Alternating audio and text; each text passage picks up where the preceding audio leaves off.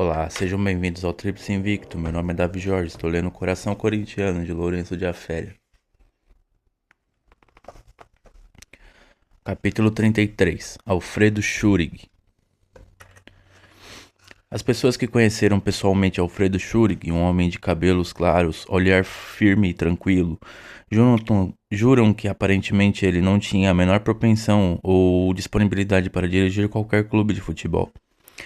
Ele estava longe de ser o tipo que em geral se imagina capaz de tomar nas mãos uma agremiação esportiva e brigar com ela, e por ela, com unhas e dentes, enfrentando adversários e muitas vezes tendo de topar discussões com os próprios associados do clube. Alfredo Schurig era um cidadão pacato e bem-humorado, que pouco entendia de futebol. O nome dele era de origem alemã. Também o bom humor de Alfredo tinha sotaque germânico, porque o pai de Alfredo era de um temperamento boêmio.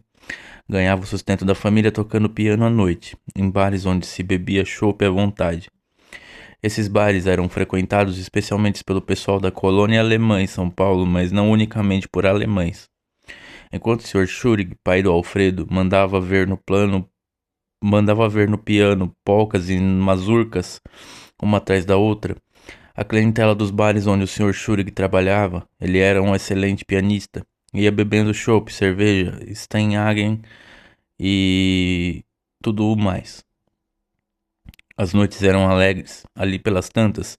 Era comum um ou outro freguês do bar ficar meio alto, sair caminhando por entre as mesinhas, pedindo licença para um, pedindo licença para outro, e se aproximar do piano, apoiar os cotovelos no instrumento, geralmente piano de cauda, e pedir: Schurig, amigão, toca Danúbio Azul. O Danúbio Azul, como qualquer pianista de choperia sabe, é uma bonita valsa composta em 1867 por um ex-bancário vienense chamado Johann Strauss, que estudava violino escondido do pai e acabou compondo em sua vida mais de 150 valsas. O Danúbio Azul é uma das mais bonitas delas.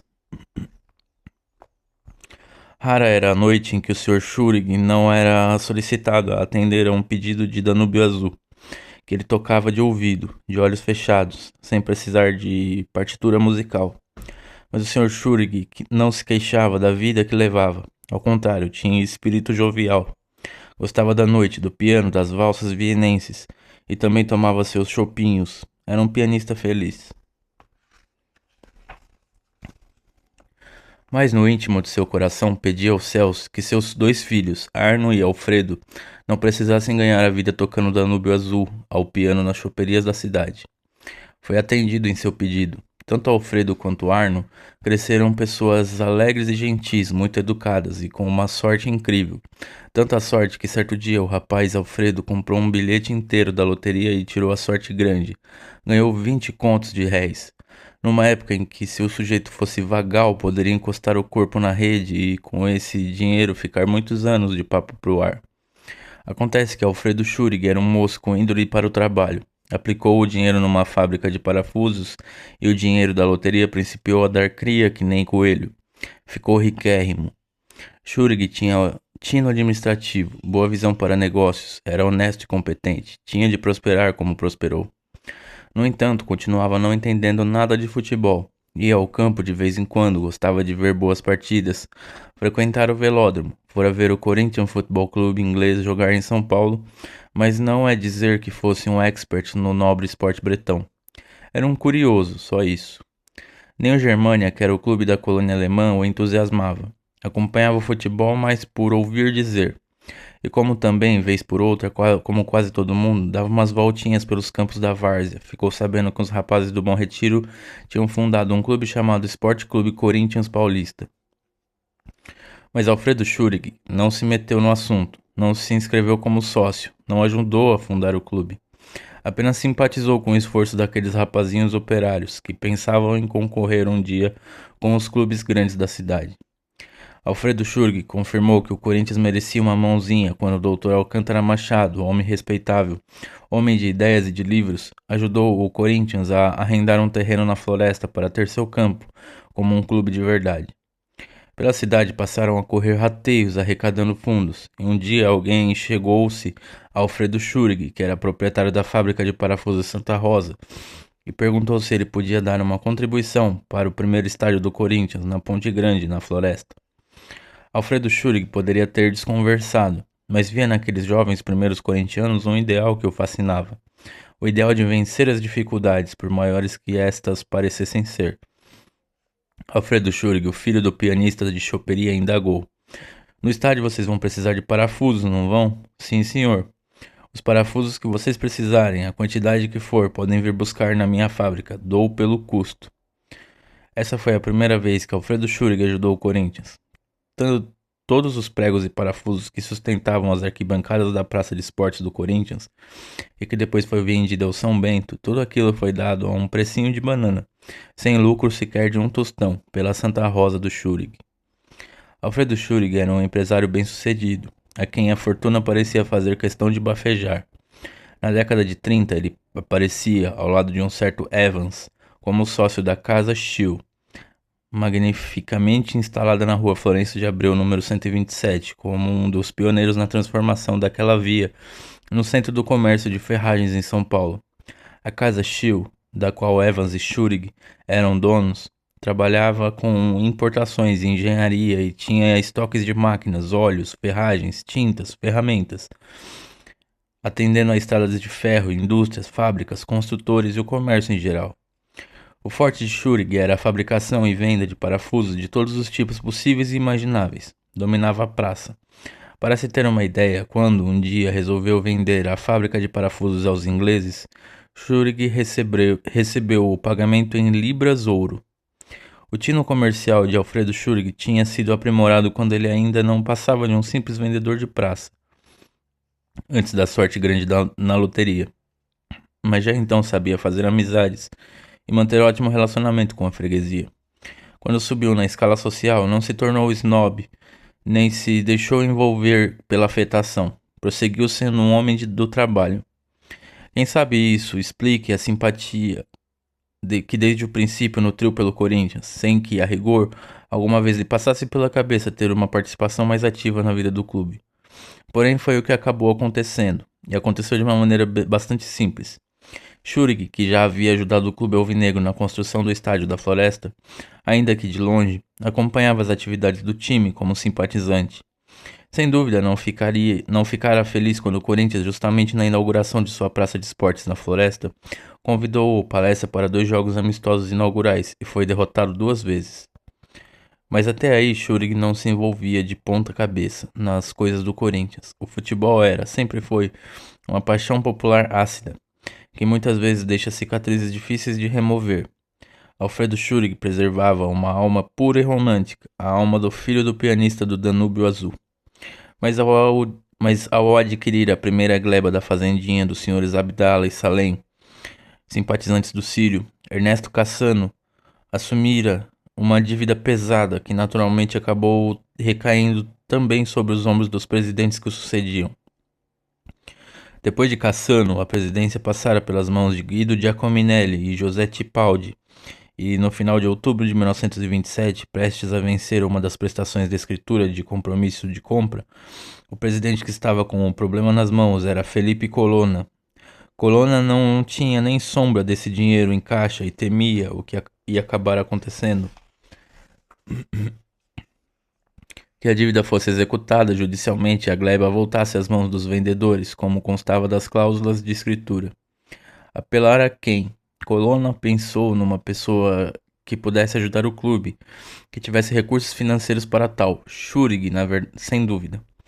Schurig já dera provas de admiração pelo Corinthians, mas era necessário levá-lo para dentro do problema. Colocar-lhe no peito da camisa o distintivo do Corinthians, uma vez que Schurig já o carregava no coração. Colonna não foi falar diretamente com Alfredo, até porque não tinha intimidade com ele e talvez fosse o caso de usar de um pouco de diplomacia. Felipe Colonna escolheu um intermediário especial, um jovem médico, pediatra culto, viajado, que havia estudado na Alemanha, uma pessoa fina, o Dr. Vladimir de Toledo Pisa. O Dr. Vladimir de Toledo Pisa morava na rua Conselheiro Nébias, número 139. Era médico especialista da Beneficência Portuguesa e tinha seu consultório na rua Barão de Tapetininga, número 46, uma rua chique, por onde circulavam cavalheiros e damas que iam tomar o chá das 5 nos salões do Mapping. Na época, a rua Barão de Tapetininga tinha um odor gostoso de perfume francês. O colono não fez rodeios, até porque o Dr. Vladimir tinha petizes para atender.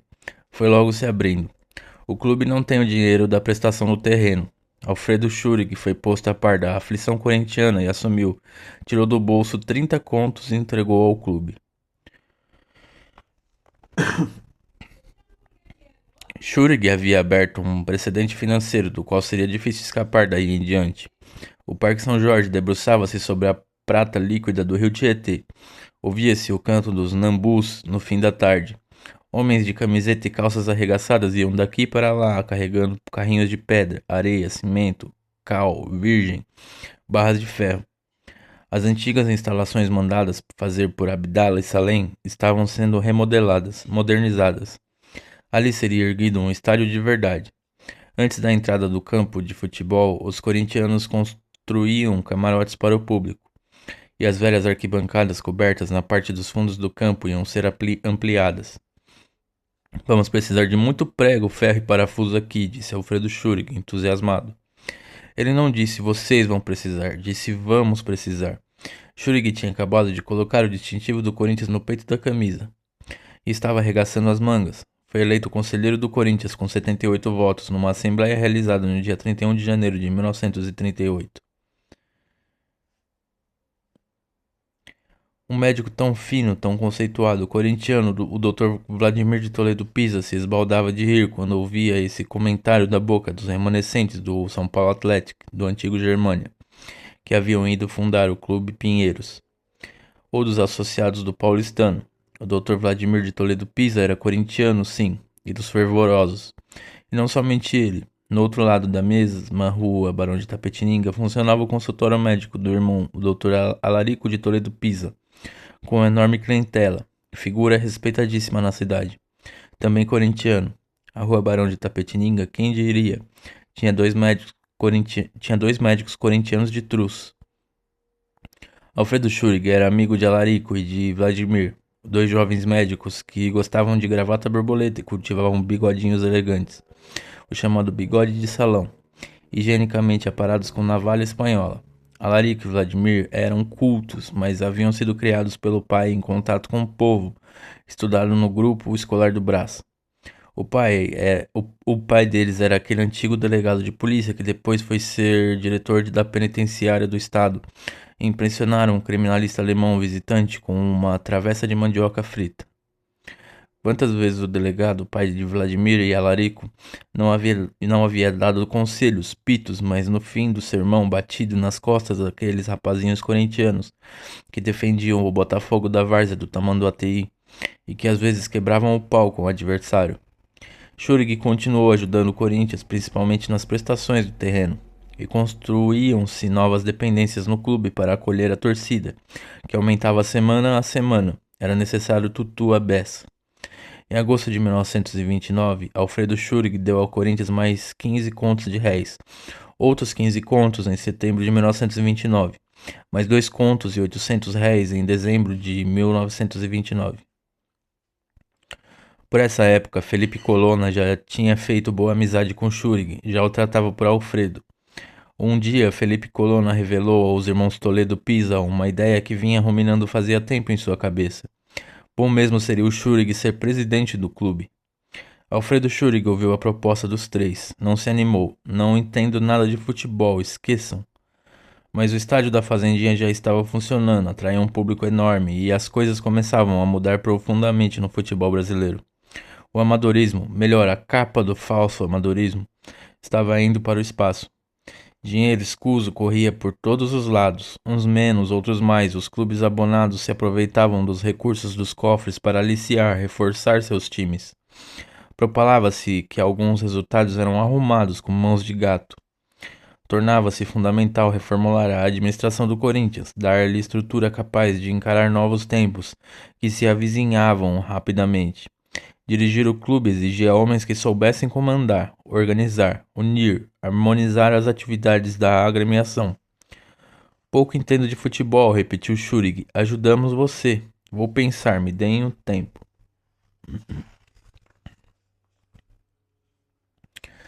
Em novembro de 1930, Alfredo Schurg tirou do bolso 59 contos, 304 mil réis, e deu ao clube. Em julho de 1931, fez duas doações, uma de 6 contos e outra de 88 contos, 900 mil e 200 réis. Em agosto de 1931, fez outro donativo de 5 contos e mais um de 1 conto, 743 mil réis. Em junho de 1933, pouco antes de estourar a grande crise que abalou o clube e a própria boa vontade de Schurg, ele dera ao clube outro auxílio de 3 contos, 587.900 réis. Em menos de 6 anos, de 1927 a 1933, Alfredo Schurg, que nesse período concordara em ser presidente do Corinthians e assumir o cargo, sucedendo a Felipe Colonna, desembolsou em favor do clube alvinegro a soma de 227 contos, 375.100 réis. Era muito dinheiro, e foi com essa ajuda que o Corinthians cresceu. Se comparado aos justos sonhos dos corintianos, o estádio do Parque São Jorge é uma obra que ainda está muito aquém da grandeza e importância do clube. Mas nenhuma homenagem é tão justa como ter sido dado ao estádio o nome do Alfredo Schurg. Quem gosta de comentar as crises vividas pelo Corinthians tem assunto para se fartar. Na história do Corinthians, o que não falta são crises. A primeira crise, possivelmente a mais romântica delas, aconteceu em 1910, quando, segundo dizem, por defeito nas tubulações da companhia de gás, apagou-se a chama do lampião da rua ao pé do qual 5 operários discutiam como conseguir um local para a reunião dos primeiros associados. Aliás, nem associados havia. Essa era a segunda crise do clube. Na crise de 1912, o Corinthians não dispunha do parco dinheiro para pagar o aluguel da sede e o senhorio decidiu reter as cadeiras e as bolinhas de ping-pong para garantir-se de eventual calote. Em 1915, houve outra crise. A Associação Paulista de Esportes Atléticos deu um golpe abaixo da cintura e deixou o Corinthians falando sozinho, sem poder disputar o campeonato daquele ano.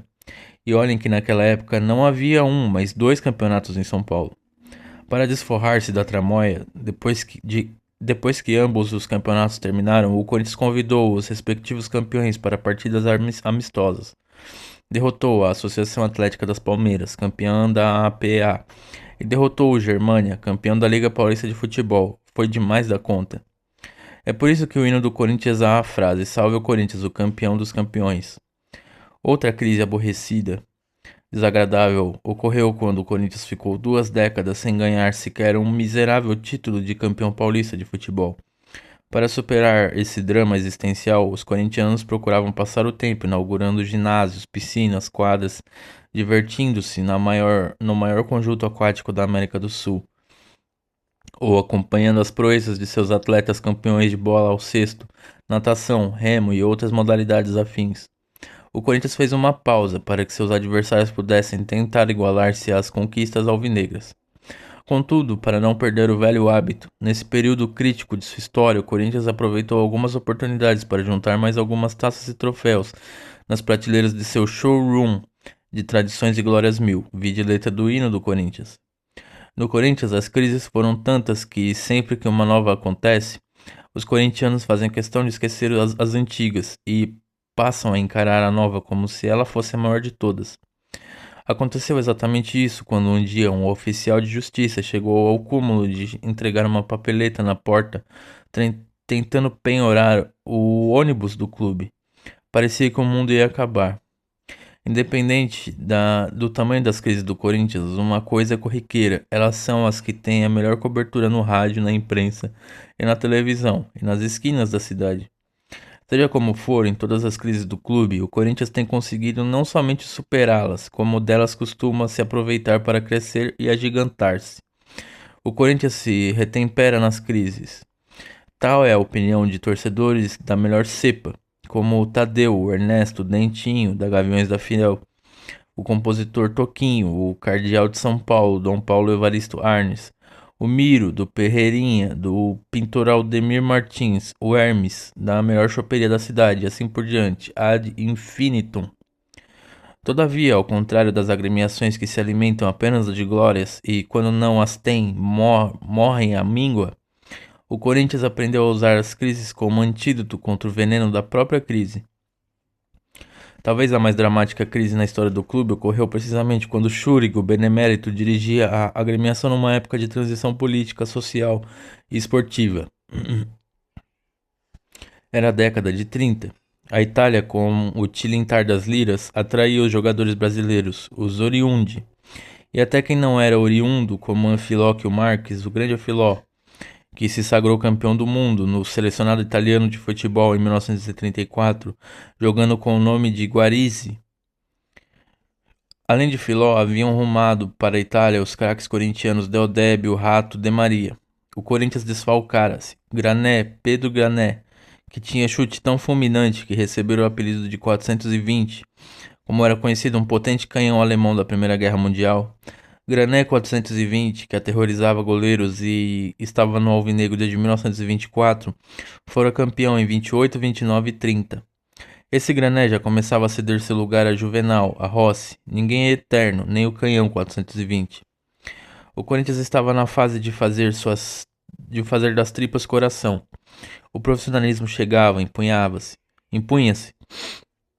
O clube tinha dívidas a cobrir. Havia pela frente longas prestações. Mas na outra face da moeda, no outro lado das dificuldades, o clube organizava-se. Tinha conseguido reunir uma diretoria de escola. Montava-se uma oficina de barcos no Parque São Jorge. Desenvolviam-se outros esportes. Formavam-se atletas em quase todas as modalidades esportivas. A parte social era incrementada. Montavam-se times mirins. No bojo da Revolução de 30, as coisas convulsionavam-se, a política entrava em ebulição. O povo estava ouriçado, nervos à flor da pele. Mas o Corinthians avançava, ainda que não possuindo uma pista adequada, lutando contra a falta de instalações propícias. Os atletas corintianos vinham conseguindo bons resultados nas competições de arremesso de peso, bola ao cesto, arremesso de disco, salto em distância, revezamento. 7 anos após haver tomado posse do Parque São Jorge, os corintianos tinham transformado o Matagal num estádio que era orgulho para torcedores e atletas. O Corinthians, em 1933, com o Schúrig, estava afiliado à Associação Paulista de Esportes Atléticos, à Federação Paulista de Atletismo, à Federação Paulista de Natação, à Federação Paulista das Sociedades de Remo e à Federação Paulista de Bola ao Cesto. Numa das mais grandiosas festas juninas realizadas na Fazendia, uma espetacular queima de fogos de artifício atraíra a população de São Paulo. O dinheiro para os fogos viera de uma sugestão do próprio Schúrig, um fabricante de foguetes de Jacareí, lhe devia 20 contos de réis, que foram pagos com um festival de luzes e cores. O espetáculo foi tão emocionante que somente numa noite se inscreveram como associados do clube cerca de 300 pessoas. O número de sócios era animador. Em 1928 havia 1.210 associados. Em 1929, 1.853 associados. Em 1930, o número de sócios caiu para 1.230. Em 1931, subiu para 1.261. Em 1932, eram 1.283. Em 1933, o sucesso, 3.615 associados. Para vocês verem, foi o pior ano da nossa história, 1933, e a torcida se associou em peso. 3.615 associados no dos piores anos da nossa história. É incrível. A diretoria fazia os maiores esforços para atrair novos elementos para o quadro social. De janeiro a agosto de 1933, registravam-se os seguintes números no livro de frequência dos atletas no clube: ginástica, 2.626, remo, 1.148, atletismo, 6.039, natação, 5.518. Eram números extraordinários para a época. O Corinthians firmava-se como um clube poliesportivo. Somente nos 6 primeiros meses de 1933, o clube arrecadara de mensalidades mais de 111 contos de réis. Ainda que em fevereiro e março daquele ano não houvessem sido realizadas competições de futebol, as rendas de janeiro, abril, maio e junho somavam quase 59 contos de réis. Os problemas situavam-se, porém, no time de futebol que procurava armar-se a duras penas.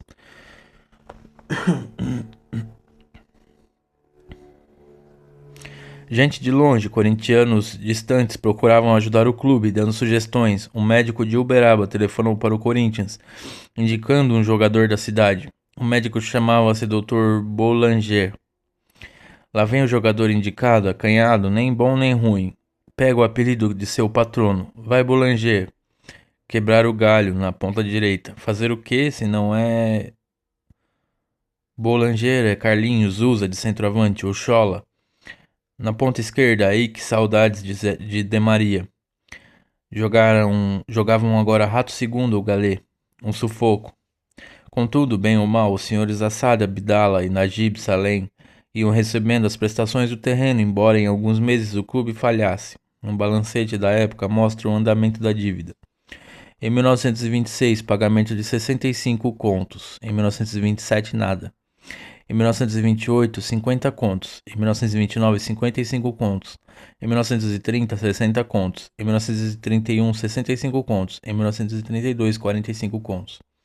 No primeiro semestre de 1933, fora paga mais uma parcela de 60 contos, perfazia tudo total de 400 contos. No Parque São Jorge já tinham sido investidos em benfeitorias quase 439 contos de réis. O clube progredia. O problema era o bendito time de futebol, que não acertava suas linhas de jeito nenhum. O maravilhoso Neco já estava fora do quadro. As pernas não davam mais conta do recado. Continuava no clube, estimulando, esbravejando, tentando incutir seu amor à camisa, mas pela primeira vez o Corinthians tinha contratado um técnico pagando salário. O primeiro técnico profissional do clube, o uruguaio Pedro Mazzulo. Veio com fama, conhecia o métier. Como diretor de futebol, um homem que há muito tempo os associados sonhavam ter à frente do departamento, Oswaldo Amaral Pacheco. Pessoa dedicada, íntegra, cordial, gentil, capacitada, um grande corintiano.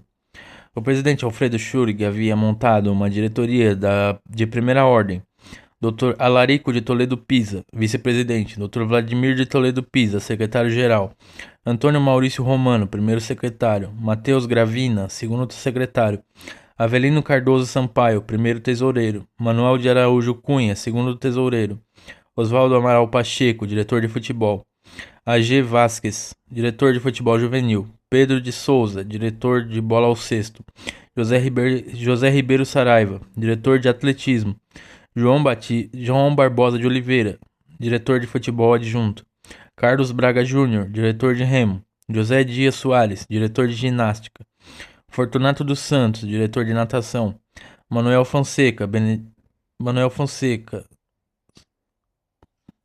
Benedito do Amaral, Francisco Pires, João Machado e Mário Missiroli eram diretores do departamento social. O Dr. Augusto Langar B. de Oliveira era diretor do departamento médico. Além do técnico Pedro Mazzulo no futebol, o clube tinha Carlos Joel Nelly, que depois seria diretor de A Gazeta Esportiva, como técnico de atletismo e ginástica. O clube estava mais que organizado, mas o time de futebol... O dia 5 de novembro de 1933 caiu num domingo. Nesse domingo estava marcado um jogo no Parque Antártica. O Corinthians desengonçado contra o Palestra Itália na ponta dos cascos. Na cidade o clima de competição era bravo. Havia acusações, suspeitas, diz-que-diz, fofocas. O Palestra estava jogando de ouvido. Alfredo Schurig lembrou-se do pai, que também tocava de ouvido Danúbio Azul nas choperias da cidade. Nesse domingo de novembro, Onça jogou no gol do Corinthians. Na zaga, Rossi e Bazzani, depois Nascimento. Na linha média, Jango, Brancácio e Carlos. No ataque, Carlinhos, Baianinho, Zusa, Chola e Galê. O Palestra ganhou de 8-0. Romeu Peliciari, sozinho, fez 4 gols. Mas cometeu uma besteira que mais tarde ia lhe custar caríssimo. Ele disse: é melhor ganhar do Corinthians do que ganhar o campeonato. É o lema dos caras até hoje, né? Romeu, sem dúvida, jogaram um bolão, mas com esse temerário rompante se condenou a partir de então a nem por sonho ser convidado a vestir a gloriosa camisa do Corinthians, mesmo que fosse o último jogador do mundo, e ainda que se dispusesse a beber toda a água da biquinha do Parque São Jorge. Apesar do plantel limitado, em que se revezavam jogadores como Chola, Zusa, Onça, Boulanger, Ernos, Laurindo, Baianinho e outros do mesmo padrão, alguns torcedores corintianos, inconformados com o acachapante placar, entenderam que a culpa da derrota havia sido da diretoria, a qual, por sinal, estava se desincumbindo perfeitamente bem de suas tarefas. colocando o clube numa posição invejável em todos os outros setores. O futebol exigia um pouco de paciência. O Corinthians, na verdade, iria chegar ao fim do campeonato em quinto lugar, mas nem todos os resultados haviam sido ruins naquele ano. Ao contrário, em maio de 1933, o Corinthians pespegaram uma derrota de 10-1 no Sírio. Nessa goleada, Zusa marcou 6 gols. Acontece que os torcedores de cabeça quente esqueceram os resultados favoráveis, não levaram em conta as benfeitorias que estavam sendo construídas no Parque São Jorge, fizeram uma loucura imperdoável. Em novembro de 1933, a sede do Corinthians funcionava no centro de São Paulo, na rua José Bonifácio, número 33, no andar de cima. Embaixo, no térreo, havia um salão de bilhar. O jogo contra o Palestra Itália havia se realizado no campo do Alviverde e fora desastroso também para o segundo quadro corintiano, que perdera de 4-0. Torcedores exaltados se puseram então a xingar no campo o vice-presidente Alarico de Toledo Pisa e o diretor de futebol Oswaldo Amaral Pacheco. Uma ingratidão grosseira, uma violência absurda, porque tanto o Dr. Alarico como o Sr. Oswaldo eram pessoas da maior competência, da mais entranhada dedicação. Faziam sacrifícios pessoais para colaborar com o clube. O grupelho de torcedores completou seu gesto de indignação e revolta, indo à sede na rua José Bonifácio, com o propósito de depredá-la. De fato, chegaram a fazer estragos, derrubaram o aparelho telefônico, linha 24466, mas logo chegou a turma do Deixa Pra Lá, da qual participavam os jogadores do salão de bilhar, que não gostavam de confusão na área. Na terça-feira, 7 de novembro de 1933, à noite, a diretoria, presidida pelo grande corintiano Alfredo Schurig, pedia demissão coletiva, numa reunião da qual participaram Alfredo Schurig, Alarico de Toledo Pisa, Antônio Maurício Romano, Avelino Cardoso Sampaio, Manuel de Araújo Cunha e Vladimir de Toledo Pisa. Como consta, com a presença dos diretores acima, reuniu-se hoje pela última vez a diretoria do Esporte Clube Corinthians Paulista, eleita pelo Conselho Consultivo e Deliberativo em 18 de fevereiro de 1933, e resolve o seguinte: primeiro, renunciar coletivamente, depondo nas mãos do mesmo Conselho que os elegeu, por absoluta e unânime solidariedade aos nossos distintos colegas Dr. Alarico Toledo Pisa e Oswaldo Amaral Pacheco, respectivamente vice-presidente e diretor de futebol, insultados e desacatados por sócios torcedores no campo do Palestra Itália no último domingo, dia 5 do corrente, quando ali se realizava o jogo do campeonato da cidade entre o nosso e aquele clube, em cujo jogo o resultado foi: segundo quadro, Corinthians 0, Palestra 4, primeiro quadro, Corinthians 0, Palestra 8. E o resultado financeiro líquido é de 5 contos, 430 mil réis e 900. 5 contos, 430 mil réis e 900 réis. 430.900 réis.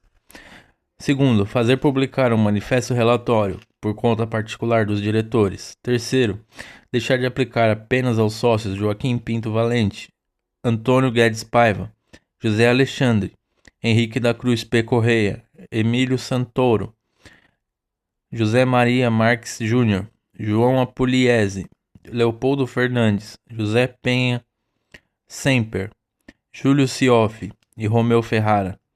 Elementos indisciplinados, principais chefes da rebeldia, das vergonhas e arruaças de domingo.